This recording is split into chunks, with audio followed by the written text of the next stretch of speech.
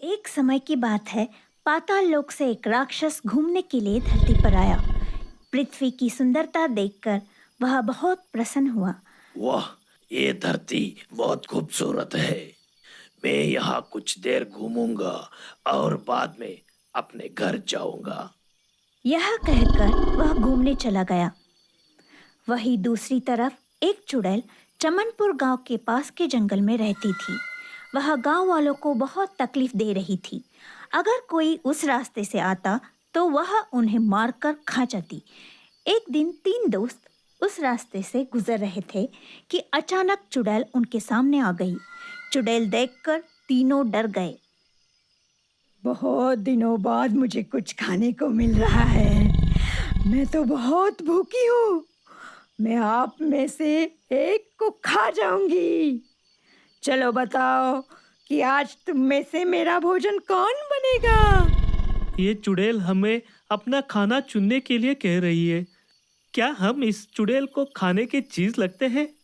हे प्यारेलाल, तुम कह रहे थे कि तुम मेरे लिए अपनी जान दे दोगे।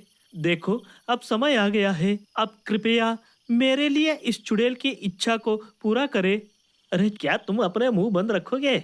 मैंने इसे मजाक के लिए कहा था। इसे गंभीरता से न ले। मैंने अभी तक शादी भी नहीं की है। इस कमल से कहो कि हमारे लिए अपनी जान दे दे। उन्हें आपस में लड़ते देख चुड़ैल ने कहा, तुम सब अपना मुंह बंद रखो। मैं तुम में से किसी एक को चुनूंगी।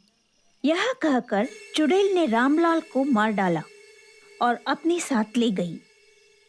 उसके बाद प्यारेलाल और कमल दौड़कर गांव गए और गांव वालों को सारी बात बताई। उस चुड़ैल की वजह से हमें काम करने के लिए शहर जाना मुश्किल हो गया है। हाँ, आप सही कह रहे हैं। हमें इस समस्या का कोई समाधान निकालना चाहिए। उस चुड़ैल को किसी भी कीमत पर मार देना चाहिए। हम उस चुड़ैल को कैसे मार सकते हैं? भगवान ही अब हमारी मदद कर सकते हैं।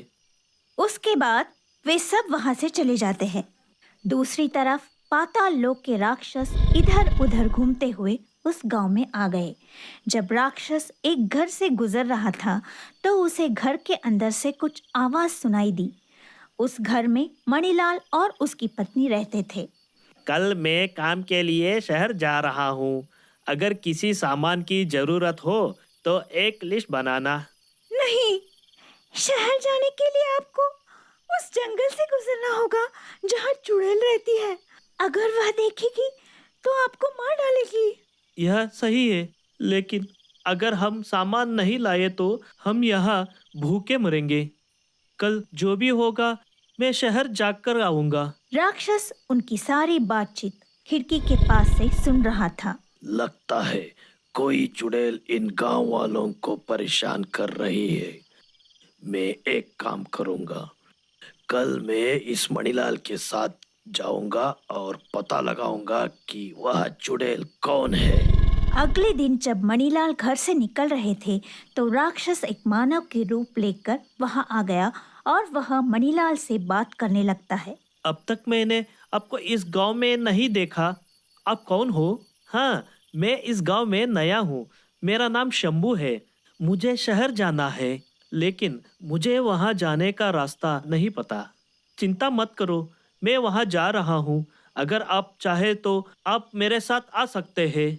इसके बाद वे दोनों वहां से चले गए। मणिलाल इस बात से अनजान था कि शंभू एक राक्षस है। जंगल से गुजरते समय चुड़ैल उनके सामने आ गई। चुड़ैल को देखकर मणिलाल डर गया। आज सोचा था गांव आकर कुछ इंसान खा लूं, पर तुम दोनों ने यहाँ आकर मेरा काम आसान कर दिया। मुझे बताओ कि मैं आज किसे मारूं और खाऊं। अरे चुड़ैल, तुम मुझे खाओ और इस बेचारे मणिलाल को यहाँ से जाने दो। नहीं नहीं, तुम मेरे साथ आए हो। तुम्हें सुरक्षित करना मेरा कर्तव्य है मेरे दोस्त।